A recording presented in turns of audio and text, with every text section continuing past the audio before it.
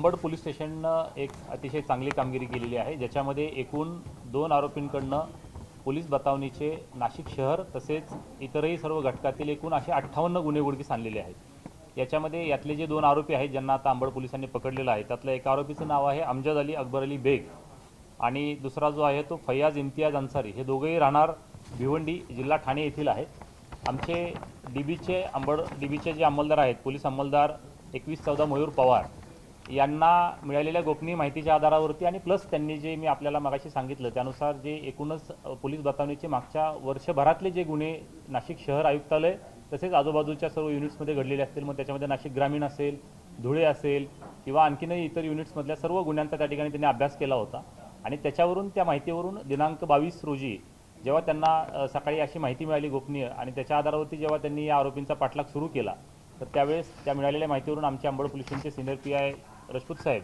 आणि तसेच आमचे डीबीचे इंचार्ज पडोळकर साहेब आणि त्यांची पूर्ण एकूणच टीम, या टीमनं त्या ठिकाणी त्यांचा शिताफीनं पाठलाग केला। तो पाठलाग करत असताना त्यांनी तंत्रज्ञानाचा वापर केला आणि एकूण 30 किलोमीटरचा पाठलाग या ठिकाणी झालेला आहे, ज्याच्यामध्ये वेगवेगळ्या गाड्यांचा देखील वापर झाला आणि या 2 जे आरोपी आहेत यातले यांना आम्ही एक सापळा रचून त्यांना 30 किलोमीटर असा पाठलाग करून ओझरच्या तिथं त्या ठिकाणी साधारणपणे इंटरसेप्ट केलं आणि इंटरसेप्ट करून तिथून आम्ही त्यांना अटक केलं। त्यांच्या अंगझडतीमध्ये आम्हाला त्या ठिकाणी काही गोष्टी मिळाल्या आणि जेव्हा आम्ही फर्दर त्यात इंट्रोगेट केलं, अगदी आणखी नंतर तपास जेव्हा केला तेव्हा त्याच्यानंतर त्यांच्याकडून एकूण आत्तापर्यंत 10 गुन्ह्यांमधला मिळून 20 तोळ्याचा म्हणजे 201 ग्रॅमचा साधारणपणे मुद्देमाल त्या ठिकाणी आम्हाला मिळालेला आहे, ज्याच्यामध्ये एकूण 30 लाख किमतीचं सोनं हे हस्तगत त्या ठिकाणी झालेलं आहे। आणि या 30 लाख किमतीच्या सोन्यामध्ये एकूण जर आपण गुन्ह्यांची संख्या बघितली तर नाशिक शहर आयुक्तालयातले एकूण 42, नाशिक ग्रामीणमधले 10, धुळे शहरमधले 5 आणि एक कर्नाटक राज्यामधला पण एक 2024चा एक गुन्हा आहे, ज्याच्यामध्ये तिथल्या पोलीस अधिकाऱ्यांवरती अटॅक करून हे लोक पळून आले होते, तो देखील गुन्हा त्या ठिकाणी उघडकीस आलेला आहे। असे एकूण 58 गुन्हे हे पोलीस बतावणी तसेच चेन स्नॅचिंगचे आत्तापर्यंत उघडकीस आलेले आहेत आणि यांचा आरोपींचा आमच्याकडे आता 28 तारखेपर्यंत PCR आहे।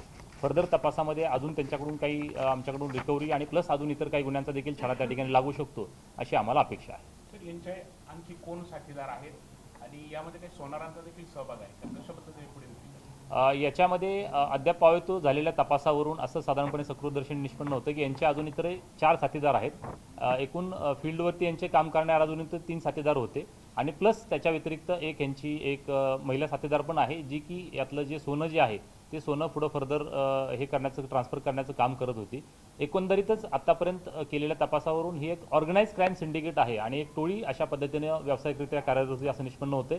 त्याच्यामुळे आम्ही याच्यामध्ये मोक्का देखील लावण्याचं प्रयोजन त्या ठिकाणी करत आहोत आणि कायदेशीर बाबी तपासून त्याच्यामध्ये त्या बाबतीत देखील कारवाई केली जाईल। लोकांना नेमकं काय सांगायचं, म्हणजे कशा पद्धतीची बतावणी करायची, लोकांची काही दिशाभूल करायची? याच्यामध्ये साधारणपणे आत्तापर्यंत जे गुन्हे उघडकीस आलेले आहेत त्याच्यावरून असं लक्षात आलेलं आहे की आम्ही पोलीस आहोत आणि पुढे रायट झालेली आहे, दंगल झालेली आहे किंवा पुढे चेन स्नॅचिंग झालेली आहे, तुम्ही तुमच्या अंगावरती सोनं घालू नका किंवा सोनं बाळगू नका अशा पद्धतीने हे सांगायचे।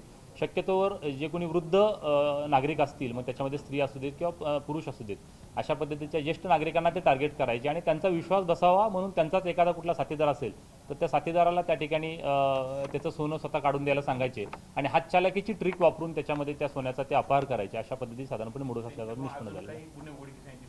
निश्चितपणानं जसं मी आपल्याला सांगितलं की सध्या एकंदरीत जे आम्ही वर्कआउट केलेलं आहे त्याच्यावरून 58 गुन्हे जे मी आपल्याला वेगवेगळ्या युनिटचे सांगितले ते निष्पन्न झालेले आहेत आणि यांच्या साथीदारांना अटक झाल्यानंतर असेल किंवा अजूनही आम्ही त्याच्यामध्ये काही टेक्निकल गोष्टी वर्कआउट करत आहोत, त्याच्यामधून अजूनही गुन्हे उघडकीस येण्याची शक्यता नाकारता येते।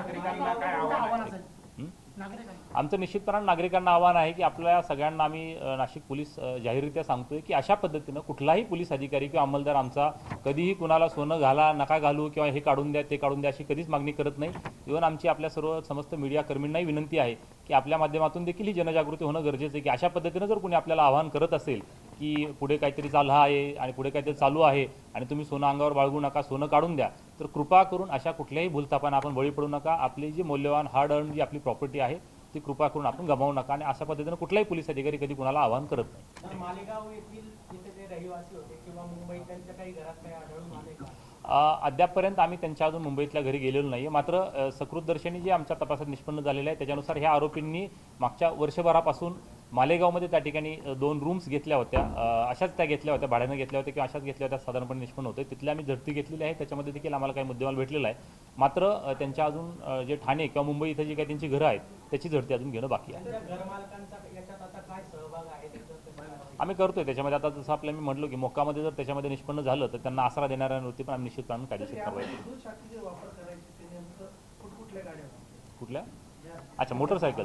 याच्यामध्ये साधारणपणे आपण बघितलं तर हाय एंडच्या ज्या मोटरसायकल्स आहेत, म्हणजे एक तर अपाची मोटरसायकल आहे आणि दुसरी मला वाटतं याच्यामध्ये हंटर मोटरसायकल जी आहे, हंटर ब्ल्यू कलरची मोटरसायकल आहे, म्हणजे ज्याचा साधारणपणे CC हाय असेल आणि ज्याचा स्पीड पण त्यांना हाय ठेवता येईल. म्हणजे नॉर्मली यांची मोडस अशी आहे की हे ठाण्याकडून वगैरे इकडे येणार आणि इथं साधारणपणे एका दुसरा प्रकार जो काही त्यांना करायचा आहे तो केल्यानंतर ते इमिडिएटली त्यांना इथून निघून जाता येईल अशा पद्धतीने साधारणपणे 100+ स्पीडनं ते निघून जायचे.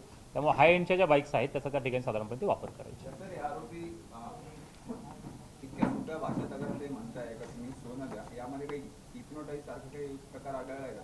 नाही, अद्यापपर्यंतच्या तपासामध्ये असं काही निष्पन्न झालेलं नाही. मात्र त्यांचा मी जसं मगाशीच आपल्याला सांगितलं की विश्वास बसावा म्हणून त्यांचाच एखादा साथीदार त्यांच्या समोर येऊन ते काढून देणार, म्हणजे जेणेकरून समोरच्या व्यक्तीचा विश्वास बसायचा आणि त्याच्यानंतर तो ते त्याला द्यायचा, असा साधारणपणे निष्पन्न झाला आहे. थँक्यू.